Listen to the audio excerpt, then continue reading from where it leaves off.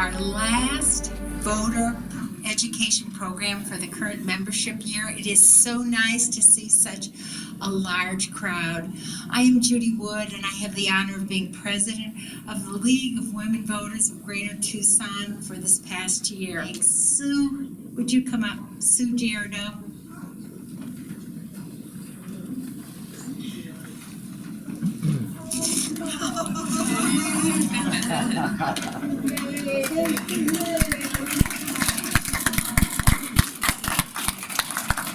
As many of you may know who are league members, we have coffee and sweets every one of these voter ed meetings, and they are courtesy of Sue, who comes from Green Valley.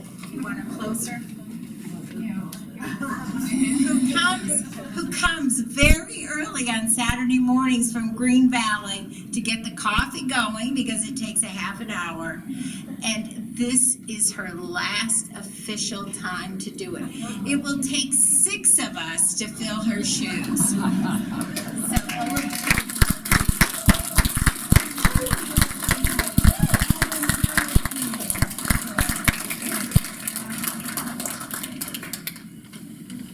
So we're happy to honor her because that's what the league is all about. So many people work tirelessly behind the scenes to make it the successful organization it is, and we want to thank them. So now I get to turn this over to Carol Scheer, whose committee has worked so hard to put this excellent program together. I'm chair of the Environmental Issues Committee of the League of Women Voters of Greater Tucson. I'd like to introduce Mary Price, who's an Environmental Issues Committee member, and she's going to be our moderator. Mary. I'd like to offer my welcome and to this morning's meeting.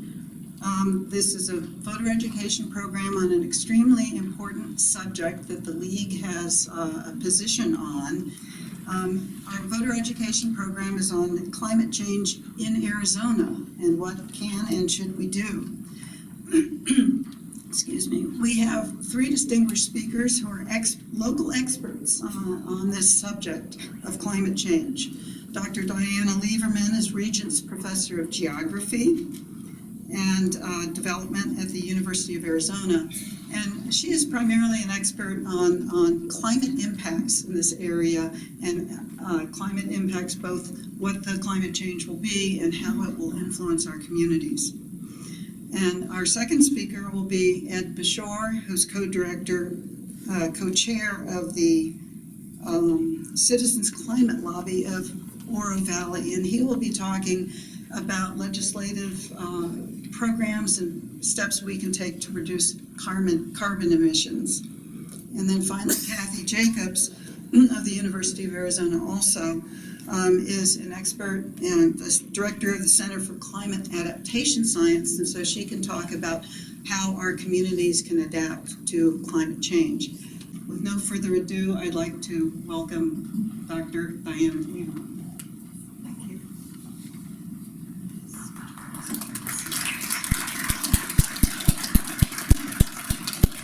Thank you very much for inviting me, and thank you for all you do as an organisation.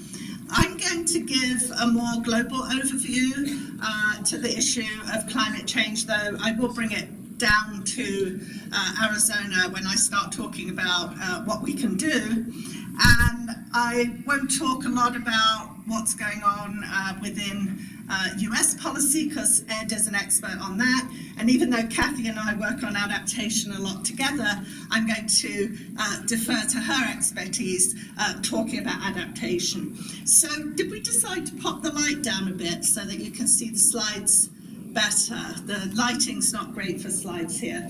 Okay, I'll be able to describe what's on the slide. So what I'm going to talk about is a report that I was involved with of a group called the Intergovernmental Panel on Climate Change. And for those of you that are not familiar with IPCC, it's a UN appointed organization, and it is an organization of scientists who on a regular basis, and it's scientists from all over the world, assess what's going on with the climate, what are some of the choices we might have in what we would do about climate change, and they provide reports to the United Nations that then influence some of the international negotiations.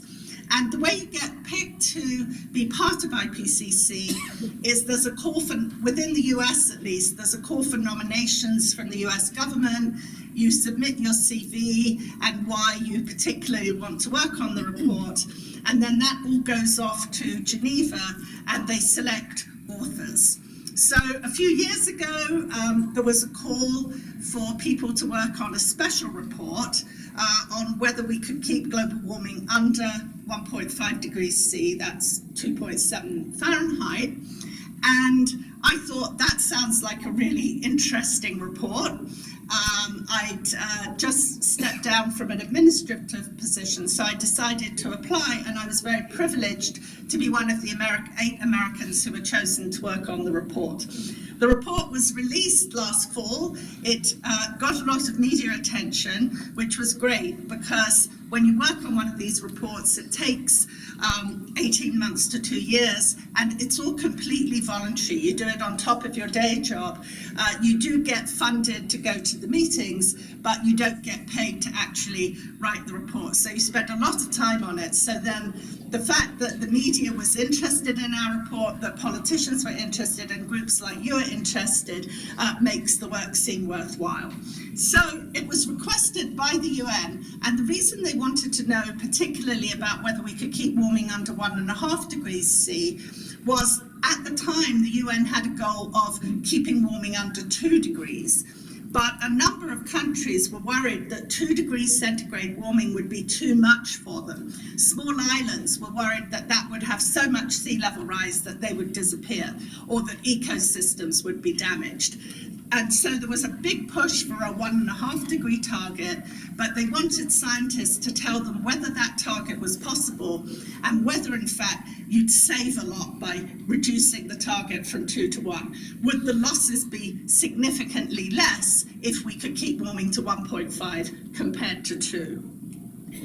So the big event was you write the report and it's reviewed by thousands of people. I think we had more than 40,000 review comments, which you have to respond to. And there were about 100 of us who were working on the report. But the final part of the report is a plenary where you have to get the report approved by government negotiators from all the governments in the world. And you sit up there as a scientist for the bit of the report that you're responsible for, and governments can challenge you on what you wrote. They can say that they don't like it, and it's pretty much 7 days non-stop defending your work. And the last 4 days in Korea, we actually worked 24/7. We were awake for 52 hours trying to get the report approved, mostly because one government in particular, the government of Saudi Arabia, was trying to stop us getting the report approved and challenged every single word that we had written. But it did get approved, which was great. So these are the main messages of the report here, and I'm just sort of putting them up here right away. This was the first IPCC report to confirm that we actually have already increased the global average temperature by 1 degree C compared to pre-industrial levels.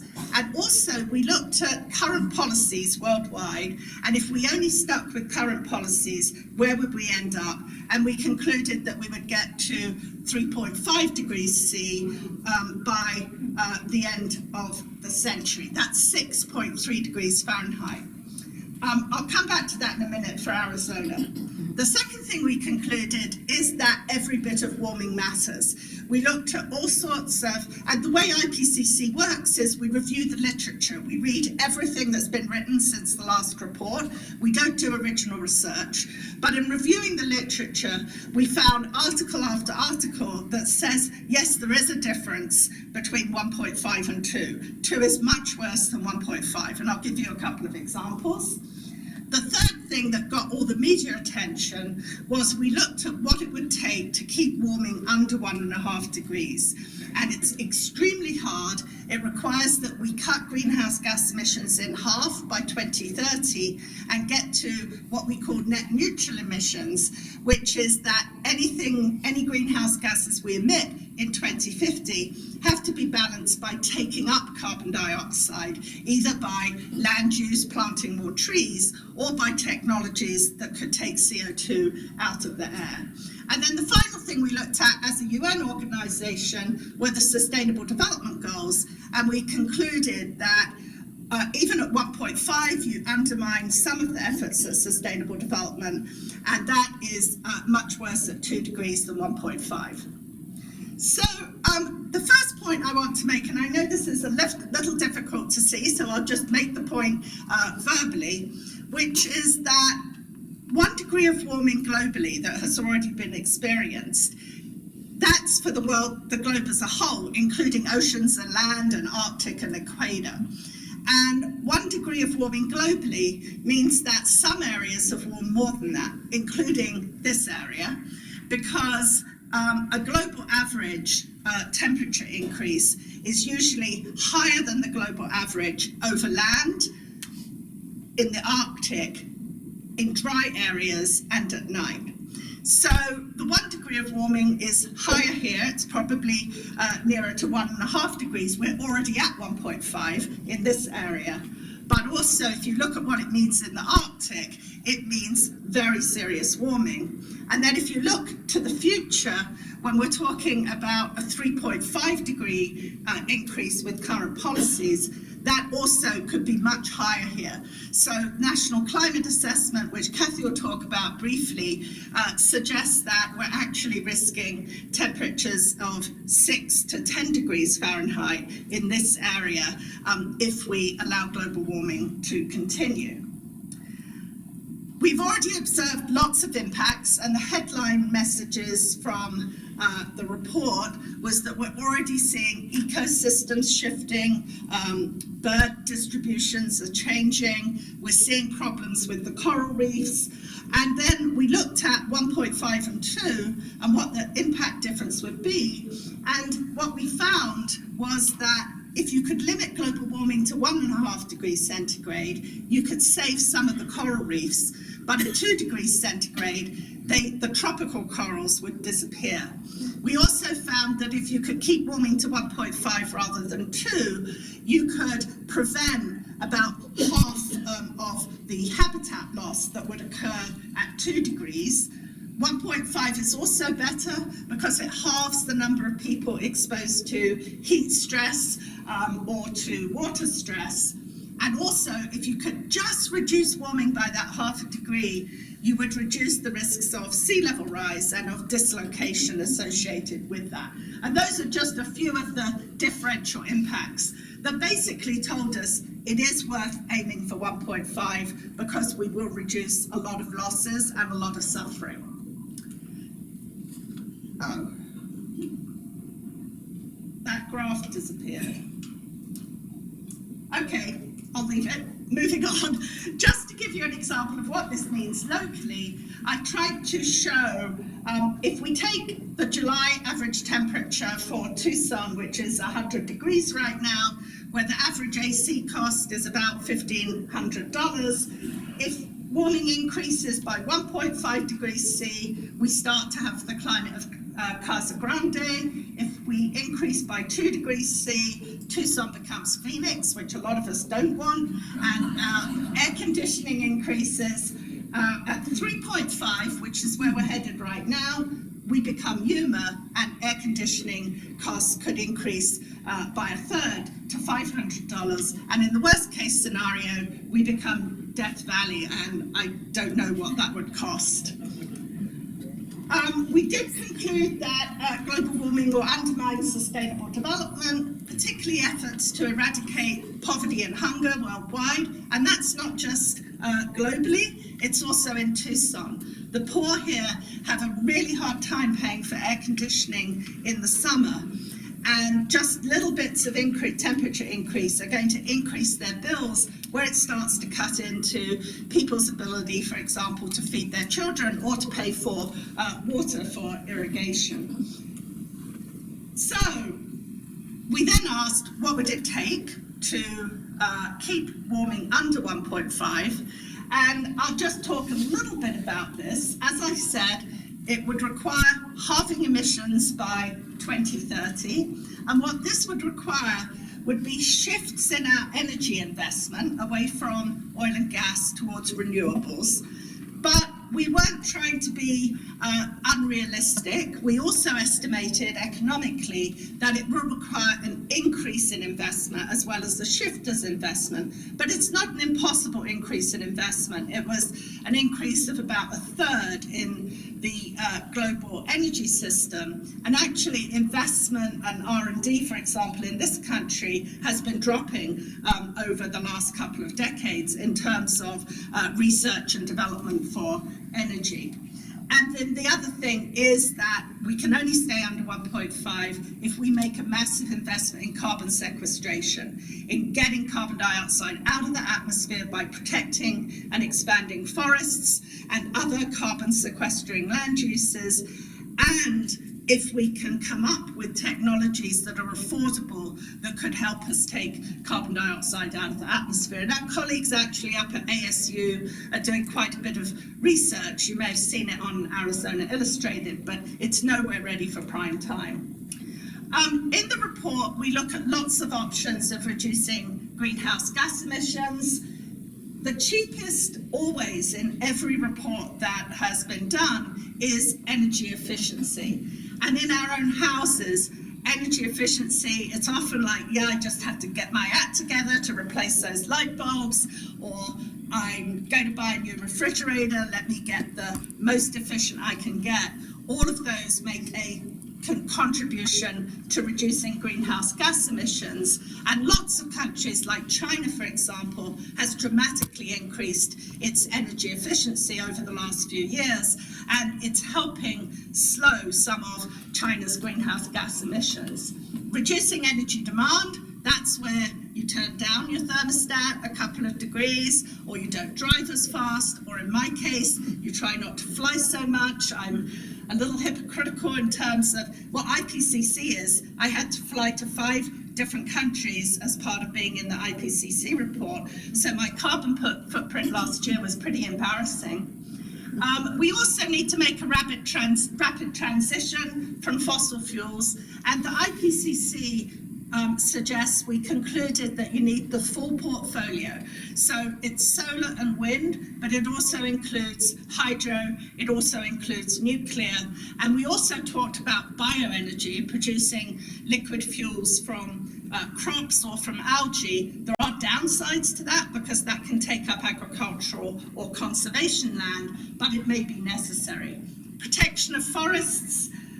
Dietary changes is mentioned in the report. There were some countries that didn't want us to include comments about moving towards more plant-based diets. We didn't say you have to go vegetarian, we just said reduce the balance of meat and in favor of vegetables, and then the technology. So this is just what this could mean, and I just wanted to give a bit of hard data on what it takes to reduce emissions by half, and also to show that it doesn't mean completely getting rid of coal and oil by 2030. It means getting there as fast as we can.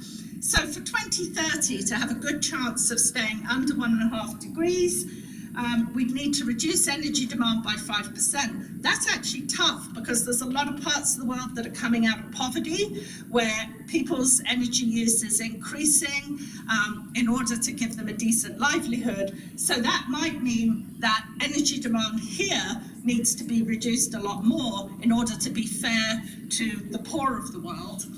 Energy from coal down 60%, oil down 13%, gas down 20%.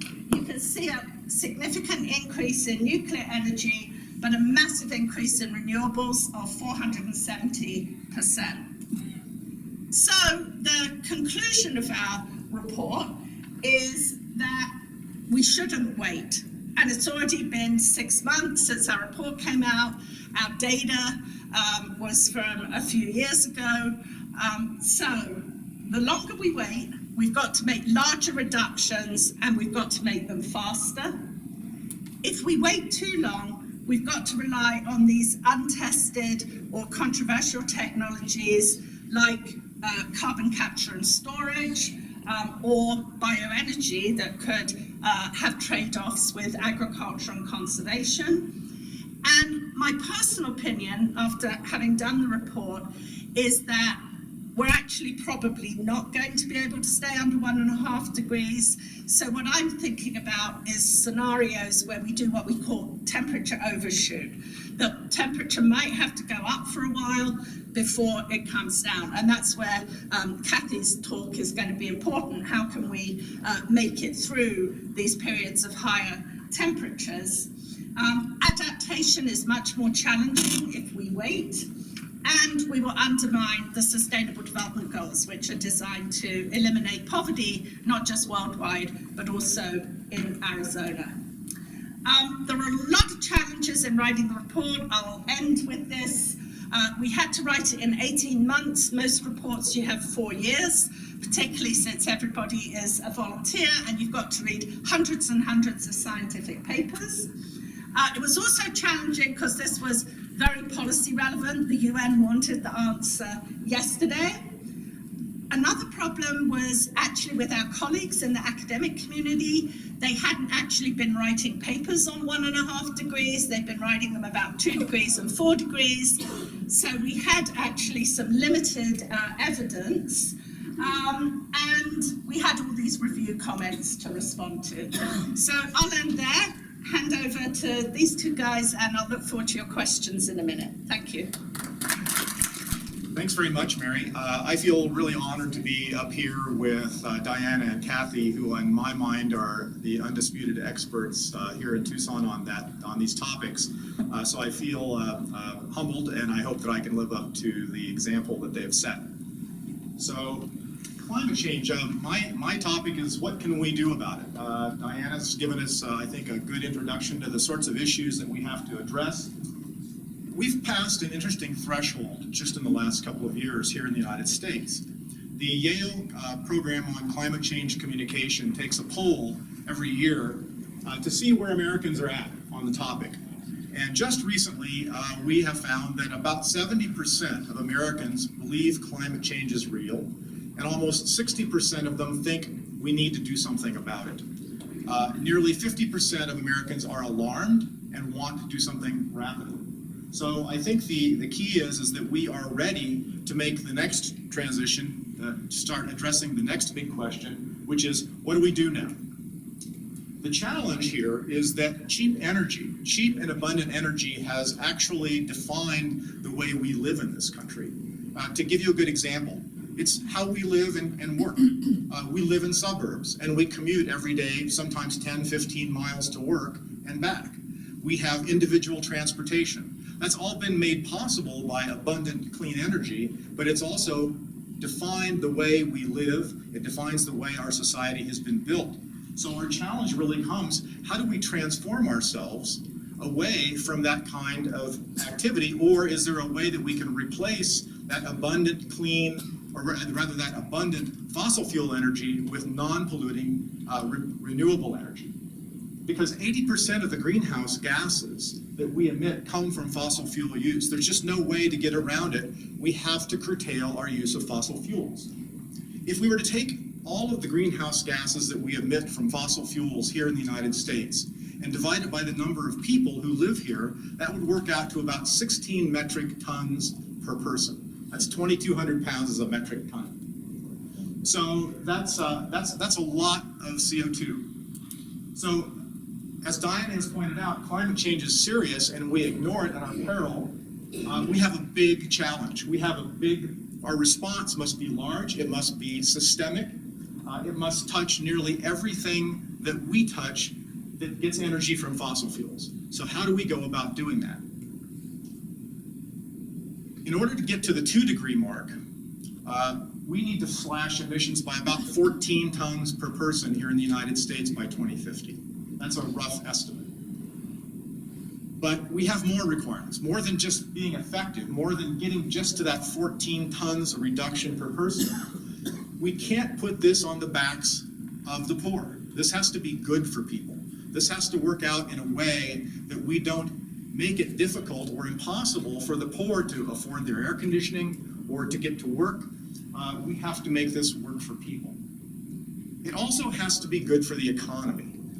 One of the arguments against doing something about climate change from a lot of sectors has been, we have to wreck our economy in order to solve this problem. I don't happen to believe that that's true at all, but nevertheless, we have to make sure that it's not true. Whatever solution we come up with, we have to be sure that we can make this work for our economy.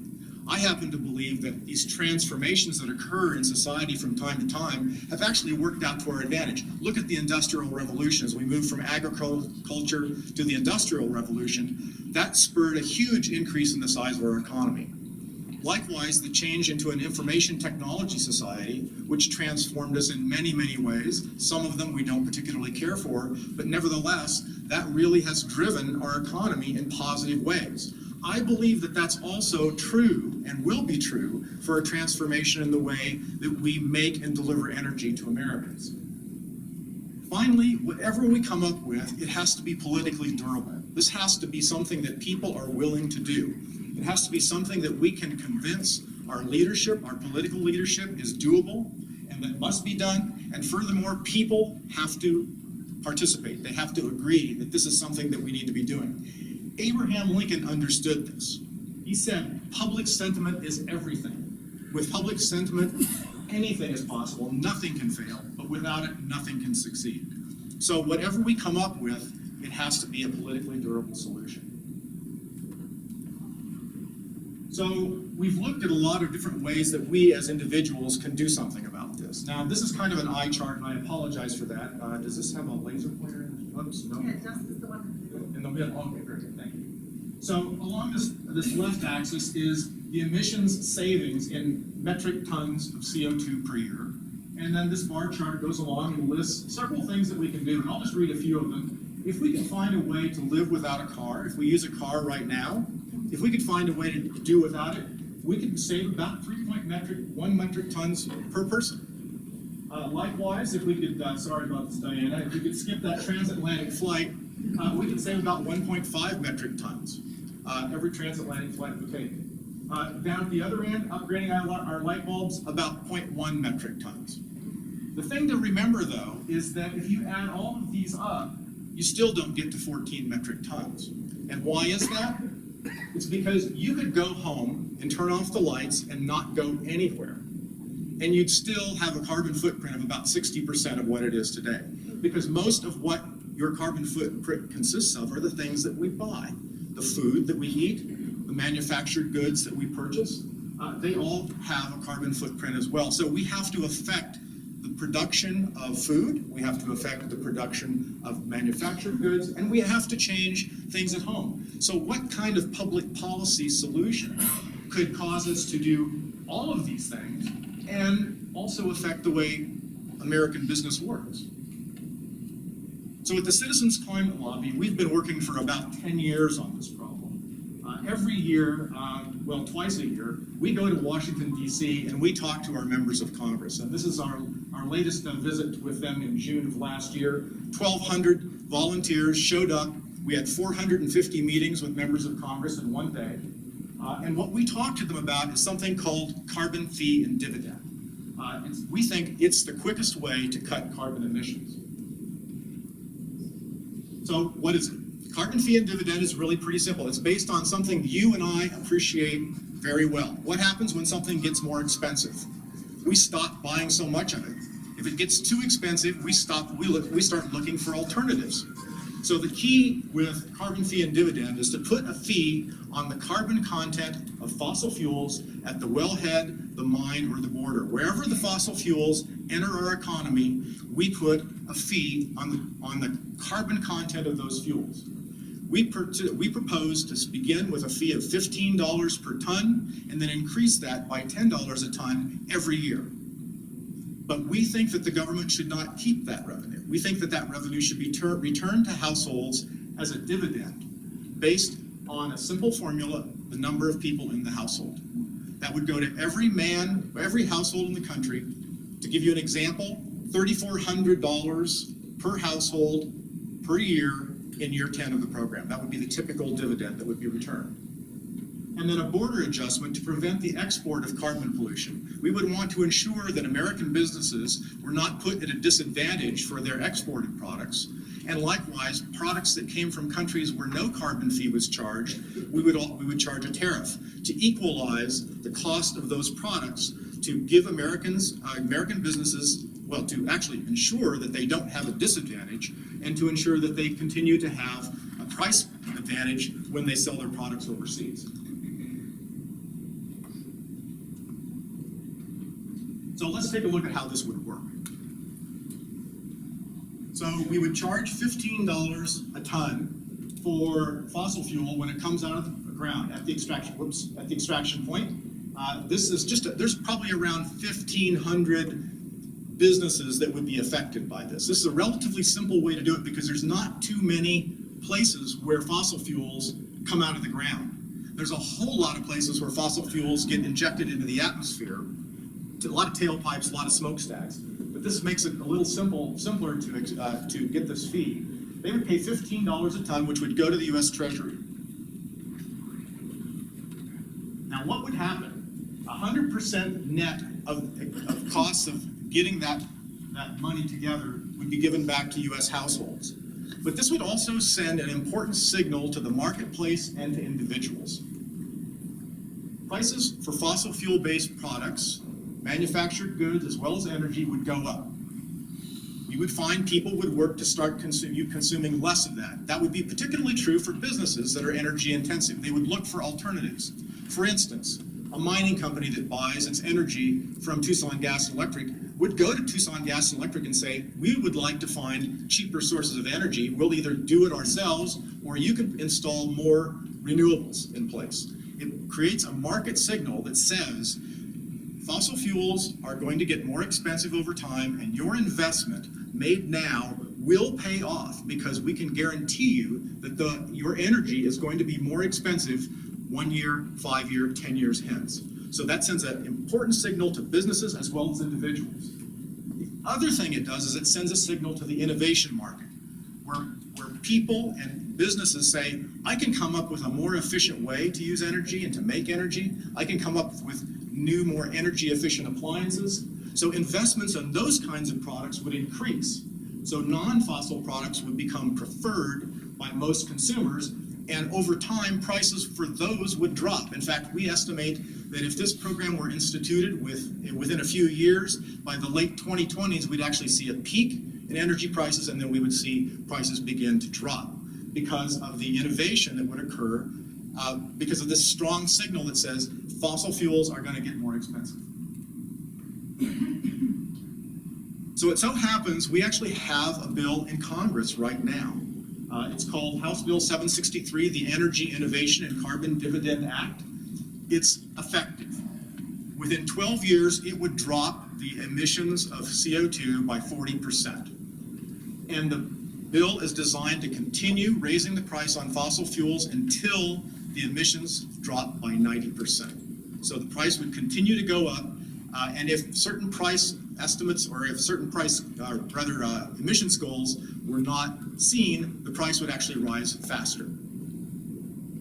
Most importantly, it's good for people because this dividend ensures that the poor and those who are least capable to cope with the increased prices from higher prices on fuel would not have to pay those prices, because that dividend would actually, for the bottom 40% of the economy, 80% of the people in the bottom 40% of the economy would actually have more money in their pocket at the end of every month than they would have after they have paid for the increased price of fuel.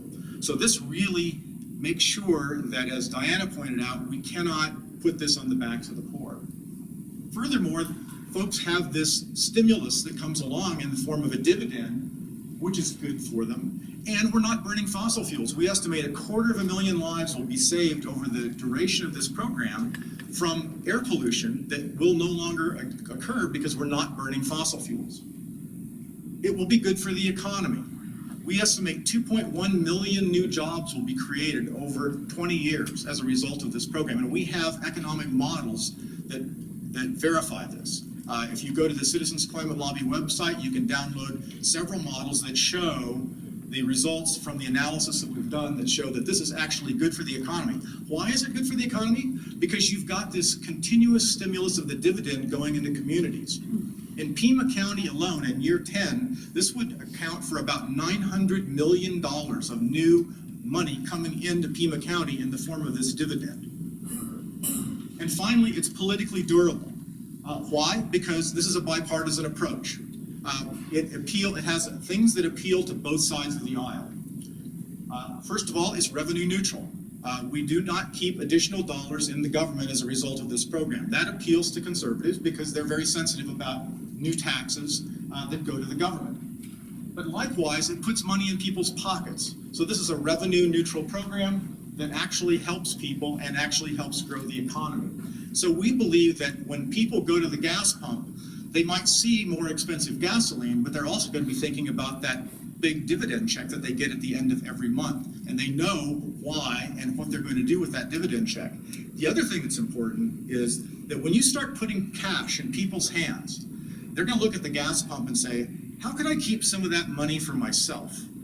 So they will buy more efficient cars. They will buy more efficient appliances, and then they'll be able to keep more of that money for themselves and use it for other things. And what does our analysis show that they'll use that for? Healthcare. So that would be no big surprise. So what can you do? Well, HR 763 implements the Citizens Climate Lobby Carbon Fee and Dividend proposal. It's in front of the House right now.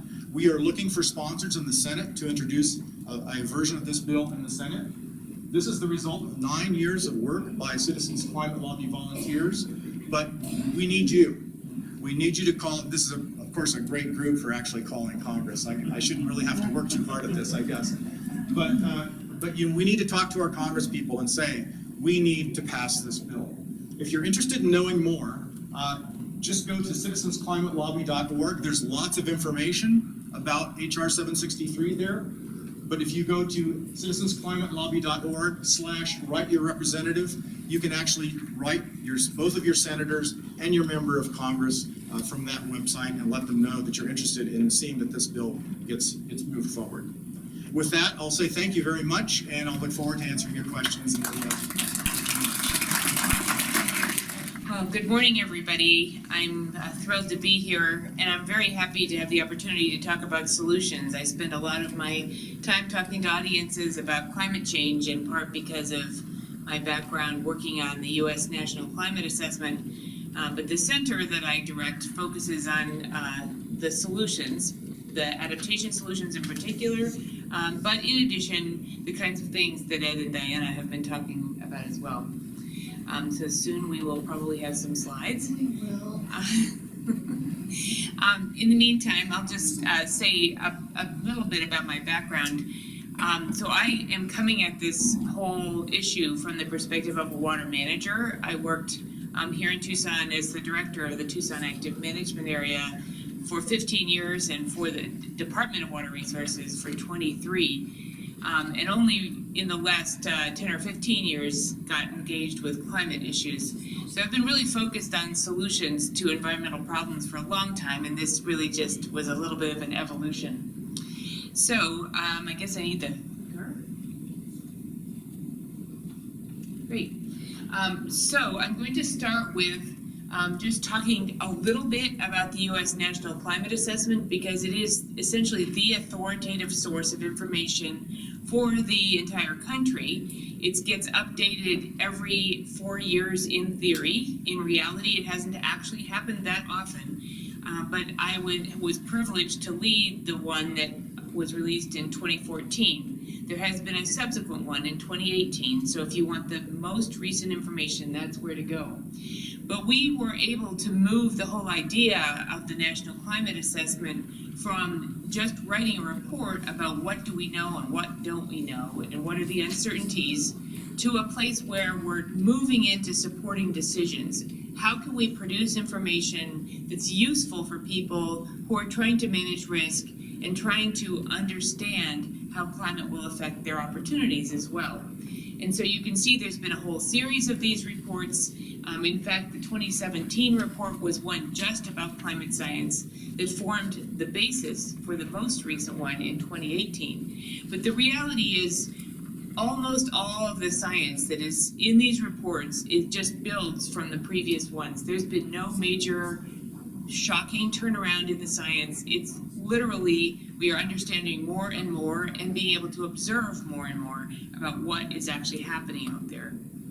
So, unfortunately, what is happening is that there are now impacts that are connected to climate change observable in every sector, in every region of the United States. And we're seeing it not just in terms of gradual changes, but we're seeing it in terms of extreme events. And that's really how people are affected by climate change, not by just gradual changes, but by things like massive hurricanes or wildfires, etc. So we're starting to understand that there is a big link between what's going on with the climate and these massive changes that come with extreme events. And there have been a series of trends across the country. I'm sure you've all heard about this because you've been following this issue. But heat waves are generally increasing in numbers and intensity. Cold waves are decreasing. More precipitation is coming in the context of extreme events, which means that the more rainfall comes in shorter periods of time, which can actually cause a lot of damage as opposed to being helpful. Increasing risk of floods, of course, associated with that. Increasing intensity of droughts. That's particularly true in the southeast and the southwest. Incidence of large wildfires has increased. This should not be a surprise if you've actually been reading the paper recently. Massive wildfires happening, particularly across the west, but through Canada and Alaska. And then increasing intensity of hurricanes expected and already demonstrated. So I think it's very easy to get lost in all the various things that you hear about climate change. So I have one slide about what is expected for the Southwest. This is just trying to make it easy because people do get a little bit overwhelmed by all of these trends and all this information. So first of all, it's going to get hotter. I think you already heard that a few times. Stream flow is likely to be reduced, and this is already happening. We've seen it in the Colorado River, but it will happen elsewhere, and that has, of course, a lot of implications for biodiversity and the places that we like to recreate. So that impacts supply, but at the same time, evapotranspiration, or the rate that plants take up water, will increase. And so we've got a demand increase happening at the same time that we have a supply reduction. So drier on average, but we still need to worry about the issue of intense rainfall. So we may have a total of fewer inches of rain per year, but in reality, we could also have some devastating flooding as part of all of this. One of the things that many of us who work on climate adaptation are most concerned about is the issue of cascading impacts. And what we mean by that is things are connected. So energy systems are connected to communication systems, transportation systems require the electric grid to function. You know, there's a whole lot of things that are part of our economy now that are very sophisticated but very linked. And so when you have one piece of a system go down, you could easily see cascading effects across multiple systems. And we've seen this every time there's been an extreme event, unanticipated impacts that come from the links within systems. We've all noted, I'm sure, that the reservoir levels in the Colorado River are at the lowest level since the reservoirs were filled initially. And we in Arizona have really significant implications because we have the lowest our allocation of Colorado River water has the lowest reliability because we're the first to be cut when there is a shortage. And as I've mentioned already, but something I'm particularly passionate about is the potential implications for the environment, ecosystems, biodiversity, and of course human health. we're seeing a lot of linkages between increased heat in particular, but a variety of other impacts relating to human health. And we, of course, need to be thinking about this from the perspective of disadvantaged populations, not just the rest of us who have a lot of advantages. So, looks like I lost the graphic too. But in the Southwest chapter of the NCAA4, this 2018 version, there's a graphic that shows, unfortunately I can't share it with you today, the fact that heat that is anticipated going through 2065, as Diana pointed out, there's significantly more heat anticipated in this part of the country than other parts. And I think you've all noted the fact that Colorado River flows have been reducing, but it's happening not just because of reductions in precipitation. It turns out that increases in heat have a lot of effect on flow because of higher evaporation, etc. So you can see that in these graphs. In fact, the upper left one has to do with the flow volume reducing. The lower left is the temperature increasing. But in the lower right, you can see that there hasn't been a really significant change in total precipitation, and yet we're still seeing the river flows reducing. So that's a really important point, that temperature has a big impact on our water supply. And I am about to get done with the bad news part of this story, but there was a recent effort to evaluate sort of where states were in terms of planning for risk. And it does turn out that it matters whether the state itself acknowledges that climate is changing, because then you have to acknowledge that you have to be planning for a different future than the one you have today. And Arizona, although it scored very high in its water management efforts, actually didn't score high in terms of anticipating and preparing for climate change. So, what do we have to do to manage climate risk? We have to understand both the likelihood and the consequences of these future events that might occur. We have to understand the intensity and duration of future drivers, and understand the underlying conditions, all the things that make us vulnerable already that might be exacerbated by a change in the climate.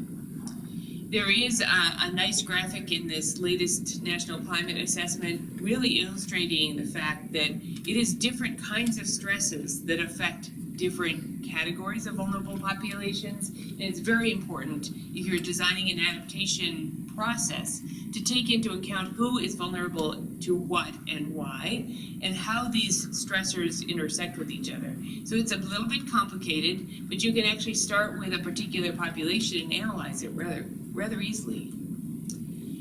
And then we have to make choices, and I think you've heard from both Ed and Diana what at least the mitigation side of these choices is.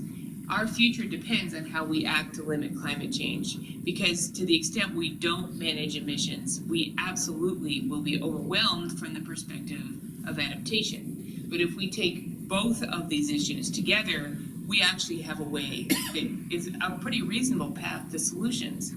So adaptation really isn't a choice, at least from my perspective. The choice is whether we do it proactively, we prepare in advance for these things, or whether we do it reactively and we're cleaning up a lot of environmental disasters and extreme event disasters. So that's our choice. We have to both mitigate and adapt, but also do it proactively. And adaptation really requires prioritization, because you can't just be afraid of everything. You have to focus on the things that really matter and the things that you can affect. So you need to focus on managing risk and taking advantage of opportunities. And I think Ed's presentation did an excellent job of illustrating that. So for people who are making decisions, and of course all of us are making decisions, not just elected officials and water managers, but every citizen is making decisions that affect our future risk. We need to know what to adapt to, especially if it's outside the envelope of prior experience. However, it's pretty hard to have a scientist tell you exactly what the temperature is going to be on June 21st in 2050. And we actually don't need to know that. We just need to know that it is going to get hotter and that we will have more intense heat waves, and we can make decisions on that basis. We don't need to know exactly how hot it will be or how much it will rain on particular days in the future. But because management processes really are based on our knowledge of the past, we do need to have a mindset that really is focused more on the future and understanding what causes these changes and what kinds of trajectories we're going to be experiencing. So we need to know what's a trend and what's variability. You know, when it snows in Tucson, that does not mean that we are not in a changing climate, in case you didn't know that. So there appear to be people who can't distinguish between trends and variability. I won't name any names, but I think they exist. And honestly, we need to get to a place where we do acknowledge that we will still see cold days and cold winters in a warming future, and anticipate the kinds of cascading effects that I mentioned before. So what does it actually mean to adapt to climate change? It means reducing vulnerabilities, and that might mean the underlying vulnerabilities, not just the ones that are connected to climate change. Enhancing preparedness for both those gradual changes and the extreme events. We need to be thinking about all of our resources and managing them as if there actually is a future and that we care about it. And then we have to essentially use common sense about planning to protect our health, safety, and prosperity. So as I mentioned, had the amazing opportunity of working in the White House for 4 years in the Obama administration. I was involved in national adaptation planning. These were some of the principles that we came up with, which seem so obvious and so easy. Obviously, the implementation's not that easy, but integrating the whole idea of climate change into ongoing planning, prioritizing the most vulnerable populations, making sure we're keeping abreast of the best available science, building partnerships so that we're not in it alone as individuals or communities, using a risk management approach as opposed to just being afraid of everything, focusing on the things that might have the biggest impact, protecting ecosystem services, those services that we depend on for food and water, ensuring multiple benefits, meaning looking for where there's an upside to the kinds of investments we might make, evaluating our performance, which is critical. How will we know if we're making any progress if we aren't establishing baselines and really figuring out whether things are changing? And then finally, and I added this one, we didn't have this on the original list, integrating adaptation and mitigation efforts. So if we think about managing risk and managing emissions together as opposed to separately, I think we're going to make a lot more progress and also probably avoid a lot of maladaptation. So I think about adaptation in terms of who's making the decisions and why. And so you really have to understand how people think to do that. And what are the roles of institutions, meaning governments and social circles and clubs like the League of Women Voters, the perceptions of risk, who feels like they're at risk and why do they feel that way? Because that's what motivates them, not the science itself, it's what they perceive about their own risk that motivates them. Practitioner perspectives and training, I mean, how well trained are all the people who help make decisions for society? Many of them are getting more and more sophisticated about this, but we can do a lot better. The decision context, how much flexibility is there to make better decisions, or are there laws or rules or policies that prevent people from doing what really needs to be done? The culture and motivation of the people involved, I mean, clearly, if you have not had training about how to do this and how it can be positive, you might very well fight back against the whole idea of climate adaptation. And then access to timely and relevant data. So many decision makers say, I can't make a decision because I don't have the information. When in fact, the information does exist, they just haven't figured out where it is. But I also see adaptation as reframing, because I do see a lot of reasons why we can't do this. And yet, there are many that we can, and it's really more which lens are you going to look through it with. So managers make decisions with imperfect information all the time, including each one of us. I mean, you know, you invest in the stock market, you decide to have children, you decide whether to plant a tomato or whatever. You make decisions, and you don't know what the outcome of those decisions is going to be. Why is climate change different, and why should it be? It is, we understand the physics, we understand the trends. It's not a crazy thought to think that we actually can find a path forward. We also can do experiments. We can do adaptive management and learn as we go along. We can look for the co-benefits, the things we want to accomplish anyway. We can use small institutional changes and even just the way we implement existing programs. We can make ourselves much less vulnerable by being smart about implementing existing laws and regulations. We can look for partners, look for economic opportunities. There's businesses out there that are making a ton of money out of the transition from fossil fuels to a renewable economy, and that same thing can be true in adaptation. And then we can use climate change as an excuse to do integrated planning across the board, and we've seen this happen in many places, but New York City is one of the best examples. They started looking at everything through a climate change lens, and it really led to a much more cohesive and integrated approach to planning and managing risk for the city that was useful in many other applications, not just in the context of climate change. So how do we know whether we're going to succeed in the whole adaptation process? I think focusing our efforts and our investments on measurable improvements in both human and environmental welfare is a pretty important place to start. But there are many other things that we need to think about, and I think most important is the distribution of costs and benefits, because we have seen really serious inequalities develop in the context of the way we currently manage our energy system, and there are ways to fix that, as you heard from Ed. There's the potential for adverse consequences of decisions if we don't think through all of the implications of each decision we make. We need to be monitoring for effectiveness, but we also need to know what kinds of metrics we're going to select to do that. We have to decide how we are going to move from the low regrets, which are the easy options, to the ones that might cost more, and when is it appropriate to do that? How can we avoid crossing thresholds where we really can't go back? And then thinking about environmental justice and equity issues. So I know I'm supposed to be talking about specific things that we can do here, and so I'm going to jump into that briefly before I finish.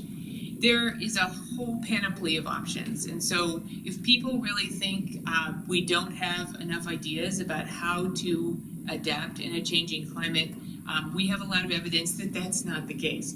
So having been a water manager, I probably have a longer list in this category than I do in others, but integrated water resources management, meaning looking at all sources of water holistically, is one. Aquifer management, which we've been actively engaged in for really decades now here in Tucson, is another. Conservation's a big part of our economy already. We've done some component of everything on this list here in Tucson, and it has paid off.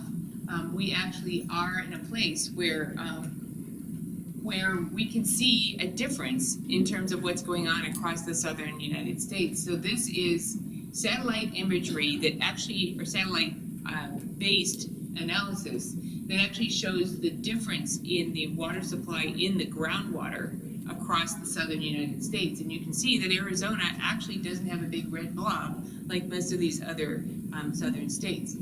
And that is because of our recharge activities. So we have actually turned the trend around, particularly in Tucson. We're actually seeing water levels rising. So there's many other projects going on locally. One of them is the Lower Santa Cruz River Basin study that I've been privileged to be engaged with. We're looking at implications of climate change for both the supply and the demand of water in the Tucson Basin, and really thinking about what are the options for reducing overdraft in particular parts of the basin, and also for protecting the environment. And it's great that this is the first time that we've gotten both federal and state governments working together on doing this kind of an analysis. There's a recent publication from the Kresge Foundation looking at climate adaptation across the country in cities. And I think that the graphic here does a good job of illustrating the fact that across the entire United States, they looked at all the leading adaptation efforts in cities and basically concluded that there is no city that has actually done a great job in every category of adaptation, but there are examples of cities across the country that have done especially good jobs in each one of these categories. And together, it sort of builds a complete picture. So we've also seen a lot of effort going on locally. I was at a Sam Hughes Neighborhood Association meeting just this week where there's discussion of how can we really be prepared at the neighborhood level for climate adaptation, and I was impressed by the ideas that they had in mind. Anyway, I'm going to stop there, and thank you very much for your attention, and we look forward to your questions. I think perhaps this is a question that Diana can address easily. It's a question about the role of population growth in our problems. And so there was no mention in the IPCC in your comments about population growth. And of course, the total human impact on emissions is the number of people and then the average per person emission, those multiplied together. So could you address this issue of population? Certainly. Well, in the report itself, when we talk about the what you could call the drivers of increasing emissions in different countries, we look at a variety of factors, and one is absolute population numbers, another is per capita consumption, but it's also the sort of technologies that are being used, because you can have increased consumption without it being associated with more greenhouse gas emissions.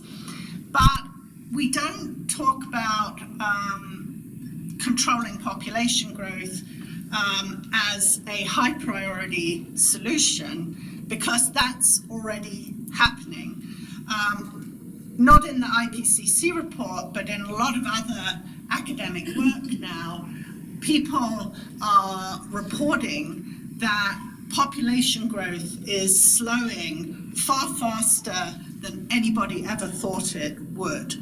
And that's because women all over the world have reproductive choice in most countries, but it's not really just that. It's that the education of women and girls is increasing, employment opportunities are increasing, and with all of those improvements in the status of women, women throughout the world are choosing to have less children. So if we take our neighbor, Mexico, over just the last 50 years, the number of children that women are choosing to have has fallen from 6 to 4 to 2.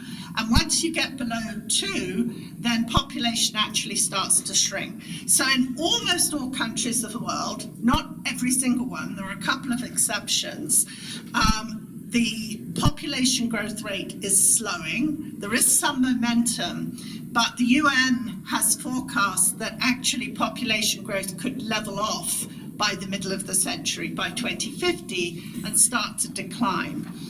And there isn't a lot that policymakers need to do to continue to support that, as long as you maintain education for women, reproductive rights for women. And if you're interested in this question, my friend Catherine Wilkinson has just done a very good TED talk, because Project Drawdown, which is looking at emissions, all the different ways to reduce emissions, similar to what Ed talked about, Project Drawdown lists amongst the top 10 priorities is educating women and girls and maintaining reproductive rights. And Catherine's done a very nice TED talk on how well women have done already, that they've almost sorted the problem out of population growth, but we need to maintain this momentum where women and men are choosing that the optimum population size is actually 2, and that really means, I guess the bottom line is, I'm not that worried about population growth if we can maintain those other issues. I'm much more concerned about increased per capita consumption, because it depends on who's having those children. A child born in the US will have like 12 times the greenhouse gas emissions of a child born in Bangladesh. So consumption is what I believe we need to focus on, and I believe the science is showing that as well.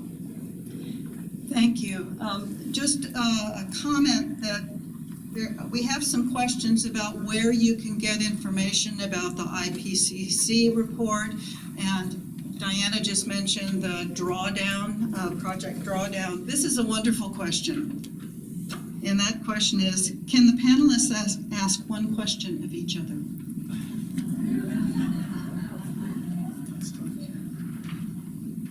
I will.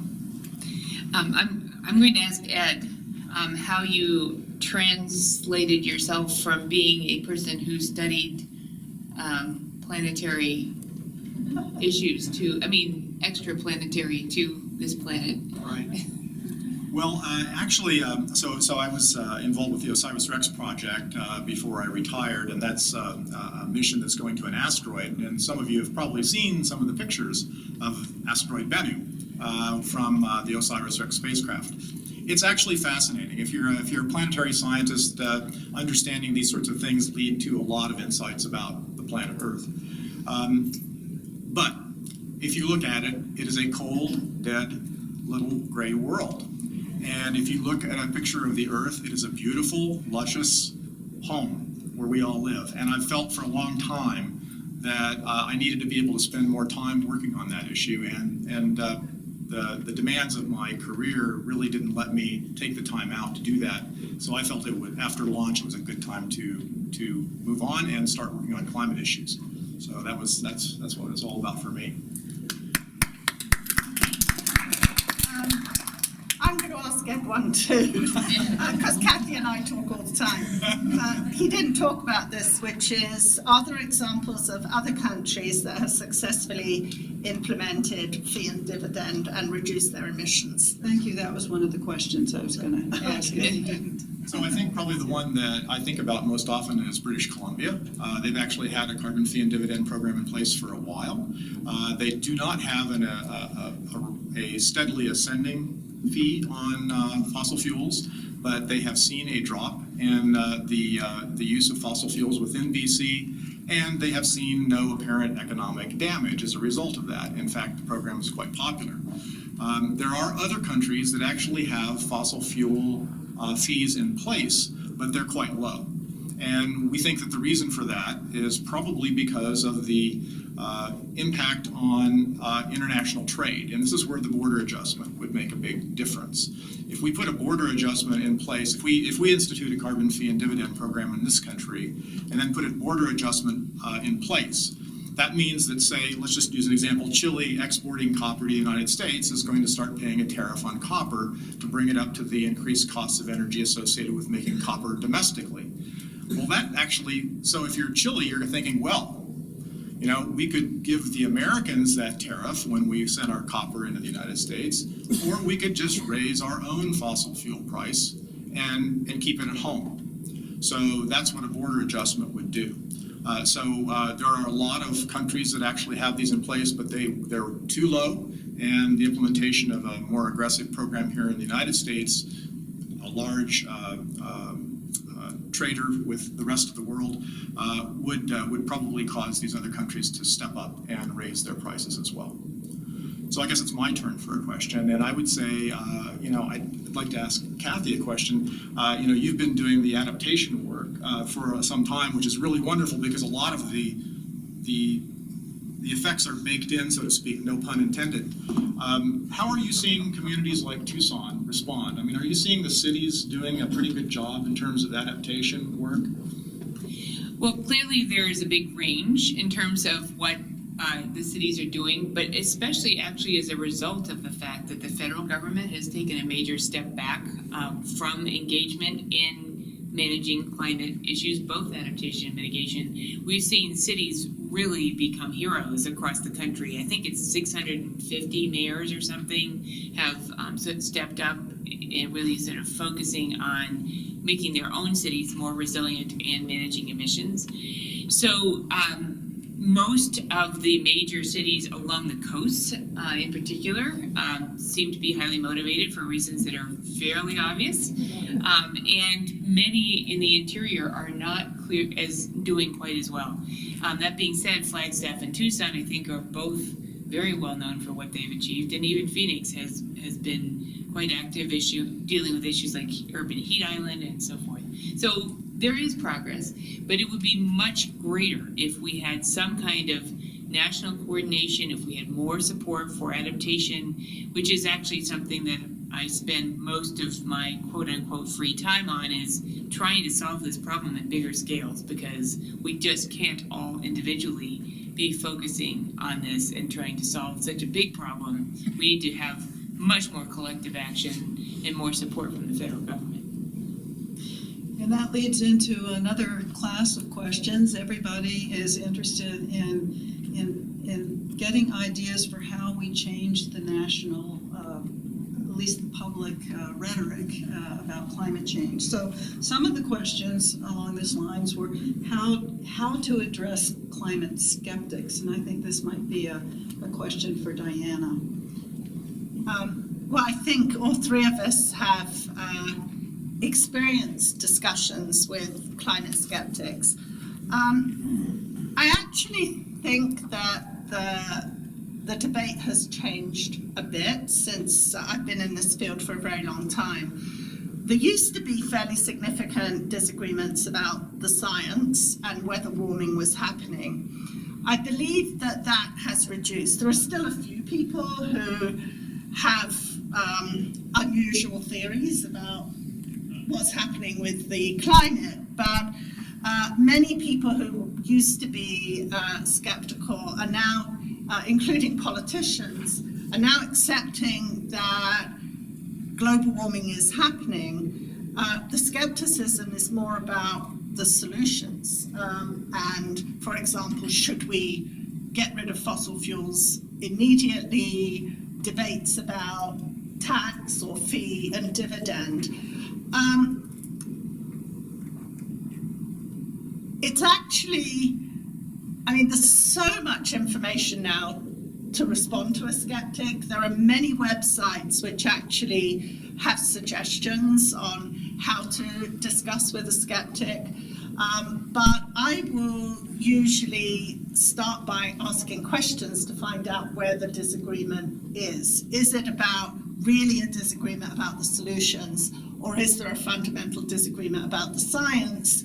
And is it that they think it's a whole conspiracy theory, in which case I'd probably stop talking to them, especially if they think I'm being paid to say stuff. Some of them are actually. There are people who are paid skeptics. But oftentimes there is a middle ground where you can sort of say, yes, there is uncertainty, but it's uncertain about whether your house is going to catch on fire, but you still take out home insurance, for example. You can find some ways to discuss it. But do you have a... Yeah, I'd like to just add a couple of things. We talk with politicians, we talk with folks on the street, so we do encounter climate skepticism. Oftentimes, I think that as Diana pointed out, that actually may be something else that's going on. So, for instance, it may be a person believes that if it's a big government solution, that they're more afraid of a big government solution than they are the climate change problem itself. There's a whole variety of things. In fact, I think the last couple of years of public discussion have probably illuminated this topic a lot. That facts aren't necessarily the reason we make choices. That oftentimes there's something more complicated and going on, and that it's important for us to be able to study this and understand what is it that makes us take sides on an issue. This is an area where the Citizens Climate Lobby spends a lot of time training its members on how to have a civil conversation, a conversation that doesn't degenerate into an argument. And also they drive home the fact that I'm not going to change your mind. You are. And so how can I put you in a place that allows you to transform your thinking on something? And so there's some skill involved in doing that. It's not a particularly difficult thing. It takes some practice, but it's something we would probably all be well advised to spend a little time working on. And I'll just add that sort of where you stand depends on where you sit. And if you start by recognizing where other people are coming from, which is really what Diana said as well, engage people in a conversation, understand why they're saying what they're saying, really listen to them and acknowledge them as people who have a right to have an opinion, that's a very different starting place than just arguing. And so I think we all need to treat each other as human beings first and people who disagree second, and that can really help. That being said, when you have two completely different sources of information, I think that is part of what our problem is. We've got a major segment of the population in the United States that gets its information from Fox News and other sources that are not science-based. And they don't actually know that that's true. That's just where they get their information. And so we have two complete different fact sets. It's not surprising that we have almost nothing in the middle, because there are very few fact sets in the middle. It's very distinct. So we need to do something about helping people understand that there are other sources of information. And if I could just add a point about what we know about Arizonans as a whole, U of A did a survey a few years ago on how Arizonans understood climate change, and the Yale project surveys every 3 months about how American views of climate change are shifting or not. And the vast majority of Arizonans think that climate change is happening. And also a majority want the government to do something about it. And that is both Republicans and Democrats and independents. So whilst not everybody thinks it's happening, in terms of our democracy, the majority do think it's happening and do want something done about it. And in terms of the national reports on Arizonan attitudes, it suggests there's been a shift. And if you ask people in Arizona about solar energy, it's like 90% support for moving to solar energy. And again, a lot of bipartisan support. So I think sometimes our elected officials are not representing what the public views actually are. And so here, this feeds into some questions about, I think this is one for Ed. He said, why not use the initiative process and other grassroots action in addition to top-down contacting members of Congress? So I think this is a question about what sort of local initiatives will help move Arizona along in dealing with this issue. Sure. Well, I'm certainly a big supporter of the initiative process. I think that it has potential. Of course, with Citizens Climate Lobby, we try to focus on national issues because we feel that ultimately a national solution is required to provide the uniformity that business needs in order to respond in an economic and market-based way. Nevertheless, there's room for states doing things on their own, and they are actually doing things on their own. And there's actually an incentive for states to there's an incentive to business for states not to do that independently, because what's likely to happen is if every state passed laws to somehow regulate climate change, you would probably have 50 independent sets of laws that would be difficult to adapt to. Now, from a standpoint of somebody who wants to see change, that might be a good thing. Because at some point, the oil companies and the energy companies would say, enough already, Uncle, we'll take a federal solution to solve this problem rather than have 50 sets of independent solutions. So from a strategy perspective, state-based solutions may be very effective in moving us along to what we need, which is a government, a national solution, and ultimately solutions that pan out worldwide.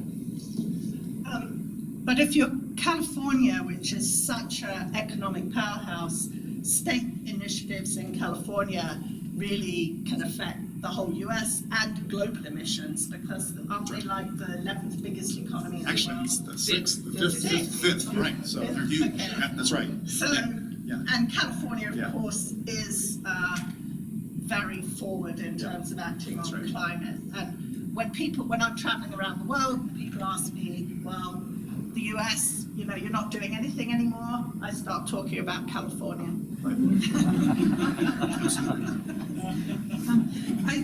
There are several questions that I think relate to how say a carbon tax and dividend would alter make this economic change, or fee, excuse me, fee, carbon fee and dividend, how exactly would that work to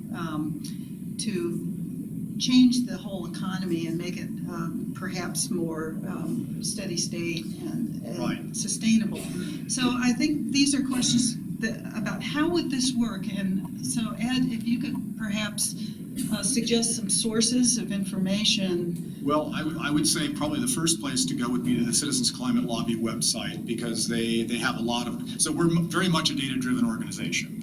We adapt to new truths. We don't think that there's any value in pushing something that we find out is not right. So I would say start there, because we have a lot of economic modeling data there. There's also a very good book called The Case for a Carbon Tax. I would also suggest that some literature searches you would find, for instance, that there's been a lot of work done by leading economists across the country. Just recently, there was an op-ed in the Wall Street Journal signed by 21 Nobel Prize winning economists, as well as all the former heads of the Federal Reserve, saying a carbon fee and dividend program would really be the simplest, most straightforward way to do this.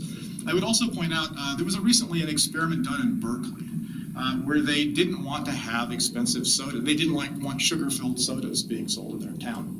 So they slapped a 50% tax on it, and the sale of soda dropped through the floor. This is what happens when things get more expensive. People look for alternatives. Now, in the case of what happened in Berkeley, is people went outside of Berkeley and bought their soda somewhere else. But the point is that we have a lot of data that shows that when prices go up, people react to prices. And it's not just the buyers who react. It's the market that looks at it and says, I see a new opportunity. I see the fact that this source of energy is now expensive, but suddenly other sources of energy become more attractive. Or I find that suddenly the potential for selling appliances that save energy just went up. So one of the things that we count on is the fact that we have a very efficient marketplace in this country that gets rid of bad ideas very quickly and promotes good ideas. And we also have capital markets, money in this country, that far exceed our potential to tax individuals.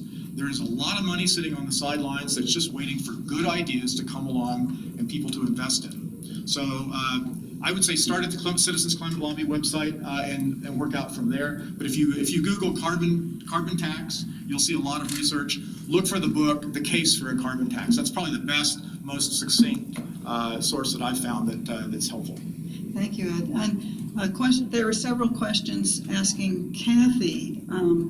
Really, I think you can address this. For more specifics about Tucson local initiatives that can be supported that are moving in the right direction, can you give people an idea of where they can go to find out about these neighborhood programs or water harvesting or whatnot? I'm actually probably not as well informed about that as many people in this room are, but I do know that the city and the county have both engaged in sustainability efforts. The county, for example, just passed a whole new program focused on sustainability that you can check online. There are neighborhood associations like the Sam Hughes Neighborhood Association that has been, directly addressing the issue of managing heat. And of course, Tucson Water itself has been very actively engaged in not only sort of the management of water in the context of a shrinking water supply situation, but also the negotiations working with on the Colorado River drought contingency plan and so forth. So I think at multiple scales, there's a lot of effort going on in the community. But I know Barbara Warren is sitting over there, and she's at every meeting I go to, and she might know the answer to that better than I do. And I know Trace is back there. Anyway, there's many people who go to even more community meetings than I do, and might be able to help. And we need to ask the mayor's candidates about both emissions reductions and climate adaptation in Tucson. I think several of them will be willing to talk about it, so we need to ask them the questions so that we hear what they will do if elected mayor. Thank you. And just looking at the audience, I think that one of these questions everyone will be interested in. What can we do to get more younger people invested in this issue? So, any ideas? Well, first of all, let me acknowledge the amazing worldwide initiative movement yesterday.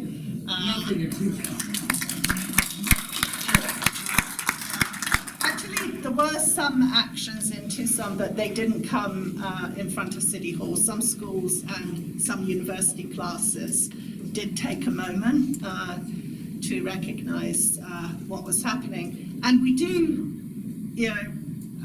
I teach a large freshman class at U of A, and those students are very concerned about climate change. Some of them are quite angry in the same way that Greta Thunberg and others are at our generation for not having done something about it. And they're very interested in solutions. So they're not in this room or some of the other rooms I speak to, but I do a survey at the beginning of class, and I had not one climate skeptic. I have students who ask question after question. And then you had an experience, right, with young people recently? Yes, I've spoken at a couple of high schools recently and been very heartened by the experience. I spoke at Basin this week, and they have a STEM education club, and I think there were 30 kids who stayed late that day until 5 o'clock to hear my talk, and they were really interested in not just what I was saying, but also my career. And I heard back from some of them later on saying that, what I was talking about was what they wanted to do with their lives. But I was just absolutely blown away by the quality of the questions that they asked. I honestly think that they probably don't need an undergraduate education. I mean, they actually were that good that they were sort of at the level of a senior at the university. So if you've got people like that, very excited, who are very smart, there's a lot of hope there. But we do need to empower them, and there need to be resources, and there need to be places that they can actually do what they want to do. I think many of them don't know what path. One of them said to me, "How can I help you do your work?" And I said, "I'll be in touch shortly." Anyway, so I do think there is a lot of hope, and it isn't that they don't care. There are lots of young people who do. I would just add also that Citizens Climate Lobby does a lot of visiting with our members of Congress, both in Washington, D.C. and in district. It's our local policy to always try to take along a student when we visit a congressman's office here, and because we believe that the answer will lie in democracy, and we have to show to students that democracy is the right way to do this. Ultimately, what we're trying to do is make voters out of them and make them convinced that they need to get out on election day, primaries, as well as the generals, understand who's running, and they get out there and vote. But they have to see democracy working. And I think that when you do visit with a congressperson, when you do visit with a senator, you start to understand that it's a nuanced problem, that they're trying to balance a lot of issues. We've really never had a meeting with a congressman. I personally have never had a meeting with a congressman where I didn't feel coming away that they understood and they were struggling in some fashion to try to find ways to solve this problem. Well, let's thank our excellent speakers, and thank you all for